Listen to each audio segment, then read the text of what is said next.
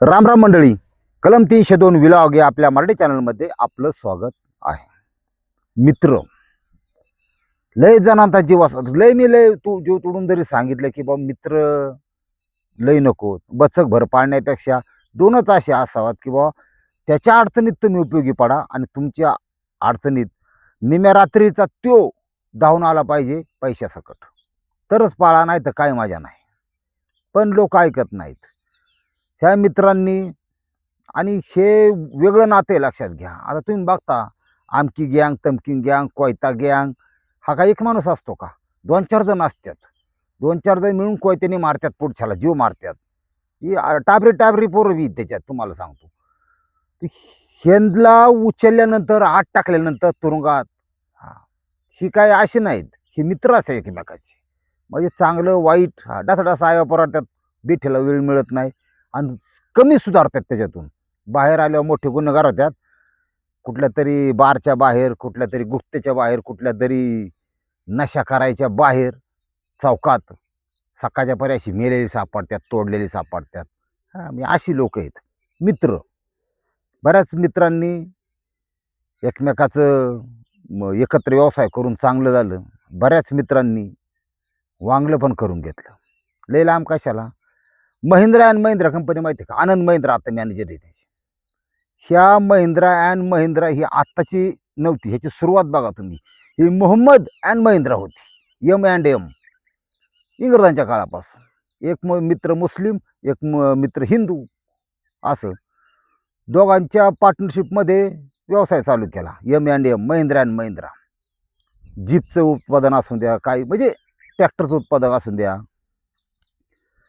देश स्वतंत्र झाला, त्या जिनाच्या नादाला लागून मध्ये जिनाला वाटलं बा पाकिस्तान वेगळा काढून पाकिस्तानमध्ये आपल्याला उद्योगपती पाहिजे, मी तुला लय मोठा बनवतो, सगळा पाकिस्तानचा बिझनेस तुझ्याकडंच, उद्योगपती हो मोठा. महिंद्रा, आनंद महिंद्राच्या वडिलांनी नको नको म्हणत असताना यांनी पार्टनरशिप तोडली, स्वतःचा हिस्सा घेतला आणि तिकडं पाकिस्तानमध्ये निघून गेला देश स्वतंत्र झाल्यानंतर. ह्या ठिकाणी आर्थिक अडचणीत असून हे जे M&M मोहम्मद निघून गेला, मग त्यांनी महिंद्रा अँड महिंद्रा केलं. स्वतःच लढा द्यायचा स्वतःच्या 2 भावांनी. आज जगाच्या पाठीवर जेवढे देश आहे आणि त्या शेती चालतील तिथं जे ट्रॅक्टरच्या कंपन्या आहेत, नंबर 1ला जॉन डिअर होती, लक्षात घ्या. बऱ्याच काळापासून होती. तो रेकॉर्ड मोडून महिंद्रा ट्रॅक्टर जो आहे तो अख्ख्या जगात बेस्ट सेलिंग, सगळ्यात जास्त सेल करणार रेकॉर्ड मॉडेल. ही प्रगती झाली इथं कोणाची? महिंद्रा अँड महिंद्राची. ती जिनाच्या नादाला लागून ते गेलता का तो मोहम्मद तो पार्टनर, त्याचा सुपडा साफ झाला. कंपनी बुडाली, तो बुडाला, सगळी पिढी बुडाली, वाटोळ झालं सगळं. ती कंपनी नष्ट झाली, असा विषय. तो पण मित्रच होता, पण जातीवाद आमकं तमकं काय त्याला वाटलं असन बा लय मोठं बनावा. म्हणजे प्रत्येकाच्या नशा, कपाळ प्रत्येकाला दिलंय, पण प्रत्येकाच्या नशिबात पैसा असलंच असं नाही, आणि ज्याच्यात आहे तो टिकविलंच असं नाही. पैसा खर्च करायच्या आधी तोंडात सुद्धा जातात लोक, ध्यानात ठेवा. माझ्याकडं पार 200, 500, 700 कोटी प्रॉपर्टी असलेली लोक सुद्धा त्याच्या समस्या मांडतात. मी आता आपलं ऑब्झर्वेशन करतो बाबा. आत्ता 5 मिनिटांनी फोन आलता की एक मुलगा ॲक्सिडेंटली आहे, गरीब आहे, आणि त्याला काहीतरी करायची आयुष्यात येऊन, त्याला मग थोडं धीर द्यायचा, त्याला चालना द्यायची. खायला मागे सरकारी धान्य घरात येते, आणि 5 मिनिटांनी परत दुसरा फोन की 350 कोटीची प्रॉपर्टी आहे, पण असा इश्यू आहे. पोरगं सकाळी पारी उठल्यापासून संध्याकाळी झोपेपर्यंत फक्त दारूच पितंय, आणि डॉक्टर म्हणले 70% लिव्हर खराब आहे. 350 कोटीची प्रॉपर्टी, 70% लिव्हर खराब. बघा, मी असंही ही जगलं विचित्र आहे. आपली मेंदूची शेर तुटायच्या आधी आम्ही फक्त ऑब्झर्वेशन करतो, कुठं काय चाललं. आपल्याला काय त्यांना योगदान देता येईल का, असा विषय. स्टोरीकडे जायला हरकत नाही. आता मला ती येऊ थोडी 5 मिनिटं केल्याशिवाय जमत नाही, आणि आपलं थोडंसं नॉलेज वाढतं, बाकी काय नाही त्याच्यात. नांदेड देगलूर तालुक्यातली घटना आहे. हा जो मित्र, आता तुम्हाला मैत्रीचं उदाहरण दिलं, राधाकृष्ण गायके यांना सुद्धा एक मित्र आहे, सुधीर कत्तरवाड. आता हा मित्र झाला कसा तुम्हाला सांगतो. राधाकृष्ण गायके आणि त्यांची पत्नी देवयानी गायके, देवयानी गायके म्हणजे सकाळच्या पारी जाळून लुटून करणारी ग्रामीण भागातला विषय हा. शेरडांचं थोडं जाळून घ्यायचं, लेंड्या बिंड्याची साफ करून टाकायच्या, ते बी वराडते ठिकाणी त्यांना थोडं खायला टाकायचं. सकाळी लवकर उठणार, चुलता पाया घालणार, 4 लाकडं सारणार चुलीत आणि पाणी तापुस्तवर स्वतः आंघोळ आधी उरकून घेणार, नवऱ्याला उठवणार, सगळी पोरांना उठवणार, त्यांचं सगळं करणार, स्वयंपाक करणार, नाश्ता करणार, चहा करणार, काबाशा बिबाशा धुवून परत त्यांचं जेवण करणार. एवढं आदबून रानात 11 वाजता 10:30 वाजता बाया येतात, त्यांच्या पाठीमागं जाणार, संध्याकाळी आल्यावर तिला परत तेवढा राडा. अशा प्रकारची अत्यंत प्रापंचिक अशी स्त्री. हा, ती ग्रामीण भागातल्या स्त्रिया आणि शहरी भागातली यांचं कॉम्बिनेशन जुळत नाही तुम्हाला सांगतो. हा, त्यांचं थोडं वेगळंच राहतं, हिकडं थोडं वेगळं राहतं असं. ती ग्रामीण स्त्री ही सुसंस्कृत अशी थोडी जास्त असते हे महत्वाचं नाही. आता मग सिटीत बघा तुम्ही, फ्लॅट आहेत, बंद संस्कृती, पडद्याआड. तुळशीवरून जाऊन दिसतं कुठं? नाही, तपासच नाही त्याचा काय. तिने असा पदर घ्यावा, तुळशीला कुंकू लावावा, नमस्कार करावा, सूर्यनारायण, ही ग्रामीण भागात करतात स्त्री. अजून पाणी मारतात, सकाळच्या पारी झाडून घेतात पटांगण.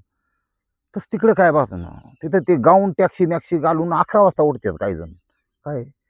आणि मग नवऱ्याला, अरे काहीतरी उपीट वगैरे तरी कर, तू असं नको करू, ऑर्डर करा, फोन ऑर्डर, असे तर चालली. आता काय करावं? आता हा जो राधाकृष्ण गायके, हा राधाकृष्ण गायके, त्याची बायको देवयानी गायके आणि सुधीर खत्तडवाडा.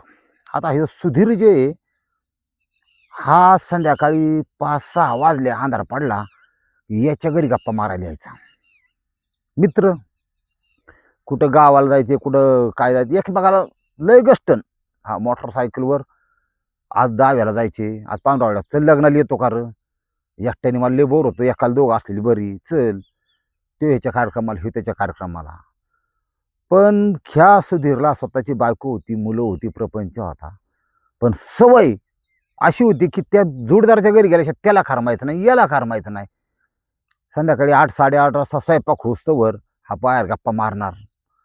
आणि जेवायचा टाइम झाला की जेवत काय नव्हता, मला माझ्या घरी जेवायला जातो, सवय लागली, जोडीदार येतो माझा अशी तशी. मग दोघं जण विडा मळायचे, तंबाखू खायचे, एका ठिकाणी गप्पा व्हायच्या, आपलं फ्युचर प्लॅनिंग काय, आपलं शेतीत काय करायचं, अशा गप्पा मारायची. बरेच जण अजूनही ग्रामीण भागात एकमेकाच्या घरी जातात बघा संध्याकाळची. माझं स्पष्ट मत आहे की जो कोणी मित्र असेल ना, स्वतःच्या घरापर्यंत नाही येऊन द्यायचा. लक्षात घ्या, तुम्ही एखादा पार ठरवा, तुम्ही एखादा कट्टा ठरवा, तुम्ही एखादा रोड असतो त्याला काय बसायला कठाडा असतात खालून, काय एक समजा कॅनल गेला असला त्याच्या कठाडा असतो सिमेंटचा बांधलेला. आपल्या कुटुंबाच्या, आपल्या घरापासून यांना लांब नव्हतं. तुमचा किती जीवाचा असून द्या, इतका जीवाचा असून द्या की तुमची एक किडनी जर खराब झाली तर तो किडनी दुसऱ्या दिवशी देणार, भाऊ काढा बाबा जोडदार मारून नाही द्यायचा, असं असून द्या. तरी हा विषय बाहेर, काळ तसा राहिलेला नाही देणार ठेवा आता पूर्वीसारखा. तुमचं मत चांगलं आहे, त्याबद्दल वाद नाही. या ठिकाणी काय झालंय, गप्पा मारता मारता मारता ही आपली कना कना काठवटीत भाकरी बिकरी मळायची ही देवयानी, त्याचं आतून कुठून तरी तिची हालचाली, तिचं दिसणं, तिचं ते उठावदार शरीर, हा ह्याच्याकडे तो आकर्षित झाला. कारण स्त्री शरीराची त्याला काही माहिती नव्हती, अशातला भाग नाही. त्याची बी बायको होती, तिला बी शरीर होतं, ते सगळं व्यवस्थित असताना पुरुष हा माणूस असा आहे, तुम्हाला सांगतो की त्याला वेगळे पण पाहिजे असतं, त्याला नवीन पाहिजे असतं, त्याच्यामुळे लफडे जास्त होतात. त्याच्या पाठीमागं कदाचित काहींची जी बायको आहे ती संबंधांवेळी अशी असू शकते, तोंड दाखवून असू शकते, बाया लाईट नका चालू करू, लाख लफडे असतात. तुम्हाला काय सांगू, पोरं उठत्यान, दुनिया होईल, पोरं उठ बघत्यान, प्रायव्हसी नसती, सेपरेट खोली नसती, लय अवघड. मी पुरुषांनी कुचमून कुचमून किती काळ जगायचं भाऊ, असा विषय. ती तर आकर्षित झाला भाऊ, कोण? सुधीर झाला, राधाकृष्ण गायकेच्या बायको आकर्षित. पण मनातलं प्रत्यक्षात याला टाईम आहे, काय करावं लागेल, काय करावं लागेल. मग ह्याने आपलं बोला चाली, थोडी चेष्टा, वहिनी तुम्ही अजून लय भारी दिसता, अशा प्रकारच्या कमेंट पास करायला सुरुवात केली. कुठल्याही विषयाची, गोष्टीची सुरुवात, लफड्याची, लाथड्याची सुरुवात एकाएकी होत नाही. त्याच्या पाठीमागं बेस असतो, त्याच्या पाठीमागं एक रडल्याशिवाय तुम्हाला माहिती आई सुद्धा पाहिजेत नाही, तसा प्रकार. बाईपाशी शरीर सुखासाठी रडावं लागतं. म्हणजे रडावं म्हणजे कसं, प्रयत्नशील राहावं लागतं, यावं लागतं. काट्या कुट्या कुत्री बित्री सगळी रातचं हे करून बसावं लागतं. दाढी चकाचक ठेवावं लागते, कपडे ठेवावं लागतात. मिलय मोठा आहे, मिलय झाटमने अशा गप्पा मारावं लागतात, लागलं पडी. पण शिवाय सुरुवातीला प्रतिसाद देते, नंतर नंतर तिला सुद्धा त्याचं बोलणं ते परपुरुष आहे, लक्षात घ्या. स्वतःचं रताळ आहे ना, स्वतःचा नवरा आहे ना, हे असून काहीतरी वेगळेपण, काहीतरी नाविन्य. माझा बाया, माझाच नवरा मला कधी म्हणला नाही तुला बाहेर दिसती, कधी 10 रुपयाचा गाजरा सुद्धा आणला नाही. हे पुरुषाच्या कमतरता ह्याने देणार घ्या. जपा भाऊ तुम्ही. आता प्रपंच होणं, टिकवणं, करणं लय अवघड होऊन गेले सध्या. हा मला रिस्पॉन्स देतोय, काय देतोय, काहीतरी काय, आणि काय त्याच्या आईला काय तुडून बिडून देतो का, काय लिहिला कोण काय विचार करून सांगता येत नाही बरं. असे मिळून हे दोघं एक दिवशी उन्हातानाची भिडले बा एकमेकाला. हा सुधीर तर पार ऊस कसा घालत्या चारखात नुसता चुत्रीहून बाहेर निघतो. एवढा रगाट शॉट टाकला की ती हलबडतच चालायला लागला, पार रोबोच झाला बा त्याचा. कस काय टाकला कुणाला माहिती. आणि ही तृप्त, ते तृप्त, चलून द्या, त्याबद्दल आपलं काय वाद नाही. दोघांचं कसं निवांत चलून द्या. ह्याला ही कायदेशीर बाब नाही, ह्याला सामाजिक मान्यता नाही, कायदेशीर आहे, लक्षात घ्या. नवरा असून आपलं माननीय, आदरणीय, वंदनीय कोर्टच म्हणतं बा. आणि अनेक काही निय की बाई ठेवू शकते संबंध. मग काय आमचं म्हणणं नाही, पण सामाजिक मान्यता अजिबात नाही. हे अशा प्रकारचे निकाल देताना कोर्टाने समाजाचा स्टडी करायला पाहिजे की ज्या क्राईम, ज्या घटना घडतात अनैतिक संबंधामुळं, ह्याचा बेस काय आहे, आपण असं प्रकार स्टेटमेंट द्यावं का. कारण कायद्यात लय अवघड आहे. मग कायद्यात ते टिकत नाही कुठं, खरं असून नाही टिकत. बोला आता, खऱ्यालाच किंमत नाही असं आहे कायदा. तुम्ही एक येडं होणार, नाहीतर स्वतःच्या 2 कानात हनुमान राहील, कुठून अवदस सुचली व ही अवघड आहे. केस टाकली, दुनिया झाली, मीच दुची, लय अवघड. ह्या दोघांचा रंगारंग कार्यक्रम 3, 3.5, 4 महिने चालला बा. आता झालं, कुजबूज चालू झाली की कुणीतरी सांगितलं बा, समाजात ते यायचा, ह्याच्या गैरहजेरीत यायचा किंवा काय, ही रानात जायची, काय लांबून एखादा बघू शकतो बा, भाई उसात गेली, त्याच्यापासून सुध्या गेला, बरोबर तासाने माघारी आली बा, कुणी बघू शकतं काय. पण अशा गोष्टीचा बोभाट आवाज होतो ग्रामीण भागात. घटना नांदेड जिल्ह्यातली, ही कुणीतरी बघितल्यामुळं त्याच्या कानापर्यंत पोचावलं, असा असा विषय हाही चाललाय. गडी सावध झाला, अलर्ट. राधाकृष्ण त्याने वॉच ठेवला, आणि वॉच ठेवल्यानंतर त्याला कॅच केला. दोघांना एकदम केले. आता कोण कसं प्रत्येकाच्या पुरुषाच्या मेंटॅलिटी अवलंबून आहे. तर मी तर सांगतो गुन्हा करू नये, पण काय काय एवढी गरम डोक्याची असतात, ती कोराडी बिराडी काय त्याचं काचा काचा तोडीत आहेत दोन, अशी बी आहेत बरं का. ती आता तुरुंगात आहेत सध्या. पण सांगतो तुम्हाला, हे टेम्परामेंट त्यांचं बिघाडतं. काही त्याच्यातले असे आहेत की हद्दबल असतात, काहीच करू शकत नाही. भाल पाडतं, लेकरा बाळा तोंडाकडे बघत त्यातून गप असतात. काही फक्त आपली साधी हानमार करणार, शिव्या घालणार, अशी असतात. लय वेगवेगळ्या प्रकारचे पुरुष. त्यांनी विरोध केला, बायको ठणकावली, त्याला मला जाऊन द्या गाडी, आणि परत तोंड दाखवू नको. ती गेलं निघून. आता पडला ना गॅप, मला फिरकला नाही इकडं तरी तोडला, म्हणला तुला सुट्टीच नाही. आता ते मित्राला माहिती, ही सर्किट वेळेचं तोडाय बसले. आता आपलं गावलं तेवढंच पावलं, पण दम निघा ना, बेचैन 2 शरीर. त्यांनी फोन केला बा, हिनी तो उचलला बा. म्हणली तुला कसं काय वाटतंय, त्या दिवशी आपलं तसं झालं. म्हणले मला तर अजिबात करमत नाही, मला असं वाटतं सारखं आपण भेटावं. मग तुझ्यासारखीच माझी पण अवस्था आहे, पण लय मोठा अडसर आहे, अडसर दूर करा. मग कसा करायचा, मारून टाकू, कसा टाकायचा, औषध घालू. बरं ठीक आहे. तारीख उजाडली. आता ही ठरलं दोघांचं मारायचा, मरतो बरं का माणूस, देण्यात ठेवा. आणि दुर्दैवाने जो मरतो तो अग्नी साक्षी पुढं 7 फेरे काय त्याला नवरा असतो, शेले मालतो. मला ठोक्या मेलावले म्हणजे आनंद होतो, तुम्हाला खरं सांगतो. ठोक्या मेल्या, स्वतःची लेकरं बाळ बायको असून कायला मराय दुसऱ्याच्या बाया पाहिजेत गायला, ते मेल्या मला लय आनंद होतो. नवरा मराय नाही पाहिजे. त्याच्यावर जबाबदारी आहे सगळी, त्याची जबाबदारी कमी पडत नाही. तो थोडंसं गेम टाकण्यात कमी पडत असन, टायमिंग कमी असेल एखाद्याचं काय, किंवा त्याचा माझा संपर्क नसेल, किंवा काय विषय. जगले मोठे आपण काय एवढं व्यापक प्रमाणात नाही महाराष्ट्रात. काय करावं ह्यांनी चुफीच्या गोळ्या त्याला घातल्या संध्याकाळच्या. त्याच्यानंतर त्याची गळा आवळून हत्या केली. कोणाची? राधाकृष्ण गायके या माणसाची. स्वतःचं शेत जवळ, त्या शेतात नेलं रात्रीची बॉडी. बायकोनी, देव्यानी, गायकेनी आणि ह्या सुधीरनी ती बॉडी 3.5 फूट खड्डा खांदून पुरून टाकली. वरून माती बितली. ओके. आता ती पुरलं भाऊ त्याला. कुठे गेला 25 एप्रिल 2026 या रोजी तो कार्यक्रम त्यांनी खून करून बॉडी ही केली, पुरली होती. 25 एप्रिलला बेपत्ता असलेल्या नवऱ्याची तक्रार 17 मेला हिने दिली पोलीस स्टेशनला, बरं का, की बेपत्ता आहे असं तसं. तशी 24 तासात द्यायला पाहिजे होती, 17 मेला दिली. हा पहिला पॉईंट. पोलीस लय हुशार असतात, ते सगळं कोण काय करतंय, कोण किती पाण्यात आहे पोलिसांना सगळं माहिती असतं. नवीन पोरांना आता जॉईन झाले त्यांना नाही जुळायचं, पण जी जुनी आहेत ना लय एक नंबर काम करतात. नुसत्या नजरेने ओळखतात की काय अवलाद असेल, किती कशी असेल, ती काय खोटं बोलतोय आणि काय खरं बोलतोय. पोलीस यंत्रणेने ह्या गोष्टीकडे लक्ष दिलं. 17 मेला तक्रार काय दिली असेल मग ते काय सांगत नाही की कसा बेपत्ता झाला, कुठं पंढरपूरला गेलता का, गजानन महाराजांना दर्शनाला गेलता का, दुनियादारी आम्ही बरोबर करतो.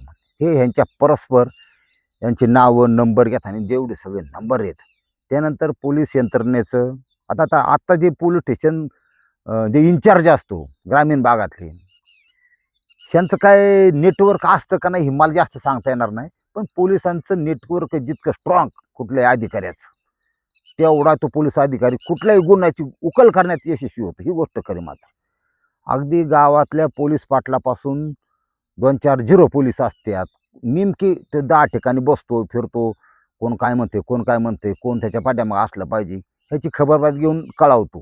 त्याला खबरे म्हणतात. खबऱ्याचं नेटवर्क जेवढं स्ट्रॉंग तेवढा पोलीस अधिकारी एक नंबर. आणि खबरे जपावे लागतात, पैसे द्यावे लागतात त्यांना.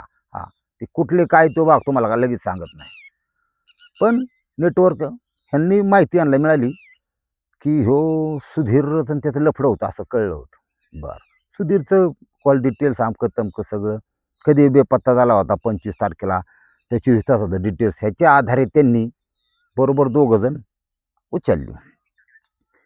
आता ही अटक केल्यात. आता यांनी जो कबली जबाब दिला तुम्हाला स्टोरी सांगितल्याप्रमाणे होता.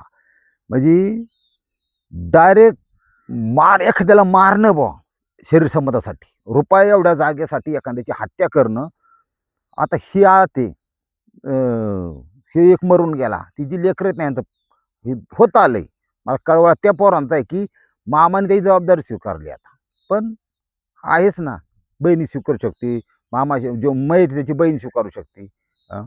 काय म्हशीची शिंग म्हशील जड नसतात, कुणी बी सांभाळतं, शेतीवाडी असते, पण उभंच राहतो ना विषय, घरला कुलूप लागतं, लक्षात घ्या.